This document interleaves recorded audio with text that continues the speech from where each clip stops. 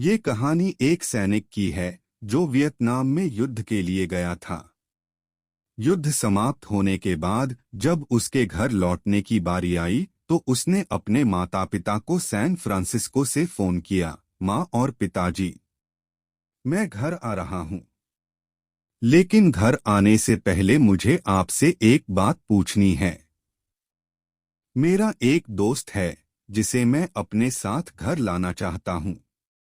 क्या मैं उसे ला सकता हूँ? बिल्कुल बेटा, ये भी कोई पूछने की बात है। हमें तुम्हारे दोस्त से मिलकर बहुत खुशी होगी, माता पिता ने जवाब दिया। लेकिन पहले एक बात आप लोग जान लें, सैनिक बोलता गया। युद्ध में वह बहुत बुरी तरह घायल हो गया है।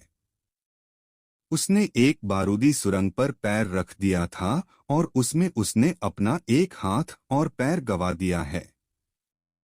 उसके पास कोई जगह नहीं है जहां वो जा सके, इसलिए मैं उसे अपने साथ रहने के लिए लाना चाहता हूं। उसकी यह बात सुनकर उसकी माँ बोली, बेटा, तुम्हारे दोस्त के बारे में जानकर हमें बहुत दुख हुआ।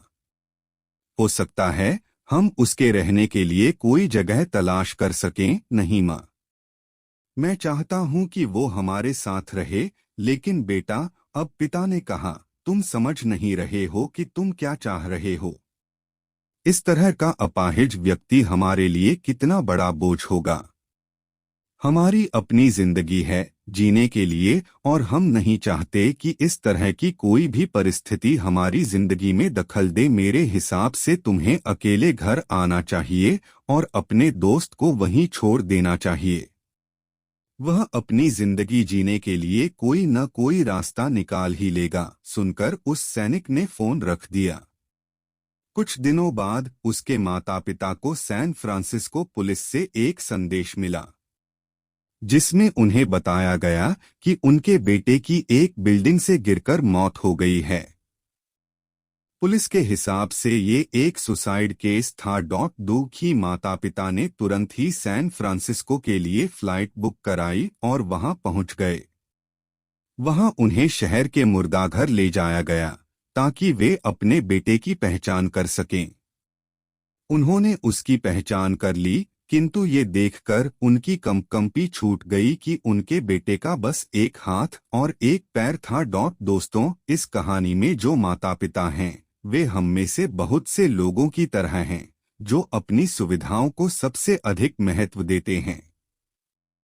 वे उन लोगों से प्यार करना या रहना या समय बिताना चाहते हैं जो दिखने में अच्छे हैं, स्वस्थ हैं या फिर जिनके साथ रहकर उन्हें मजा आता है। वे ऐसे लोगों को पसंद नहीं करते जो देखने में स्वस्थ, सुंदर या स्मार्ट नहीं हैं या जिनके साथ वे मजा नहीं कर पाते या जो किसी भी रूप में उनके लिए असुविधाजनक हैं। वे ऐसे लोगों से दूरी बनाकर रखते हैं। लेकिन कभी कभी उनके इसी व्यवहार के कारण उनके सामने ऐसी परिस्थितियां उत्पन्न हो जाती है जब उन्हें पछताना पड़ता है। लोगों जैसे हैं वैसे ही अपनाएं और जरूरत पड़ने पर उनकी मदद करें।